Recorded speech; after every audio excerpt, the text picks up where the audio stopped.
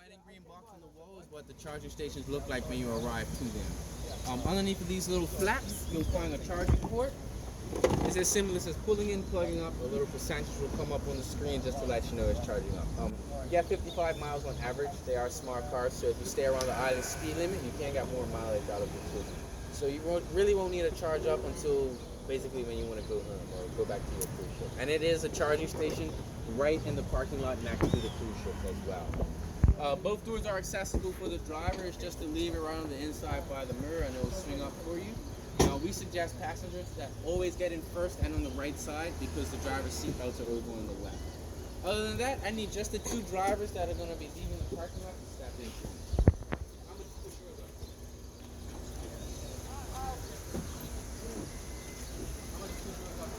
I don't know what to do with the map.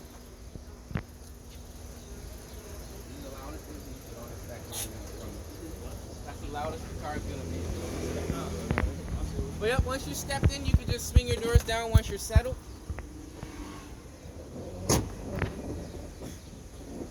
It's roomier than I thought. Yeah. Would you believe?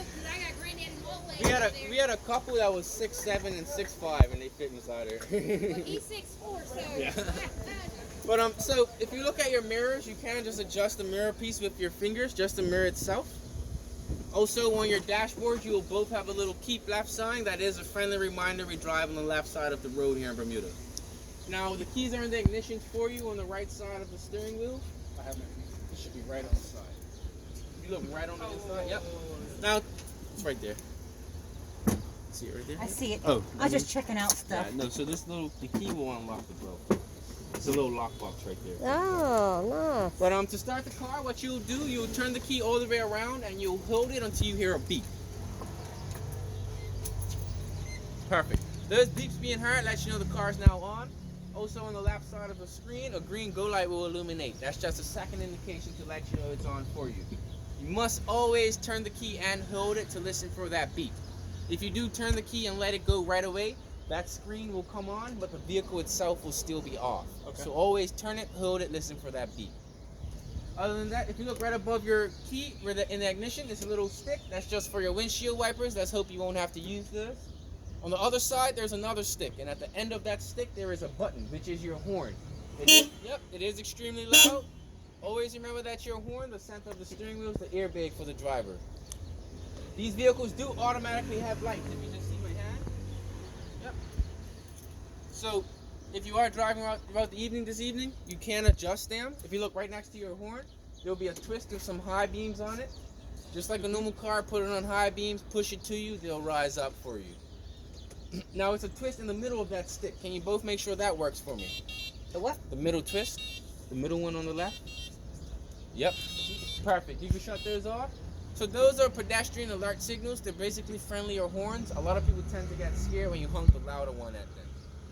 And the last thing on that left stick is your indicators. Just like a normal car, down is left, up is right. They are built where both indicators will come up on the screen. That's just how it was built. But just like a normal car, down is left, up is right. To the left of that, you see D, N, and R. Those are the gear selections. Nice and simple for you.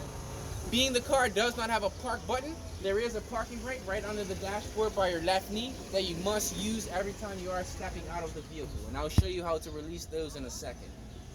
If you look on the screen, you both have a little battery, and on that battery, there's a clear indent halfway. That represents 50%. That's when we suggest you start thinking about where you want to go to on that app to charge up. You can't reach any charging station around the island. It's just entirely up to where you would like to go. Every charging station is at a restaurant or close to a beach or bar, so it's all designed for you guys to enjoy yourselves while it's charging up.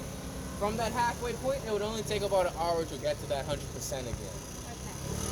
Okay. Right above the battery, it's a letter N. That's the gear selection. And if you look in the middle of the screen, there is a big 0, and that big 0 is our speed in kmh. And we do have a speed limit of 35 kmh in Bermuda. We do also have an unofficial speed limit of 50 kmh. As long as you do stay under 50 kmh, the police will not pull you over. Okay, so between 35 to 50. Yep. Okay, gotcha.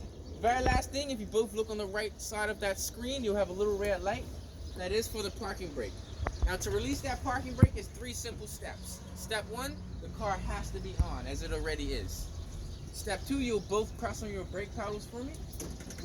And step 3, while pressing the brake, you'll push that stick to you. You'll press the button on the left, and then you'll push it straight down to your feet. There you go, perfect. And that red light will go off, and then from there you can't move.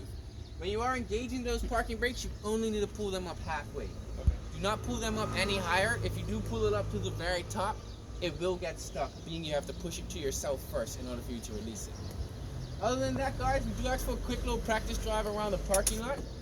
Listen for 5 clicks. So just pull it up, listen for 5 clicks. That's halfway. 5 clicks will be halfway.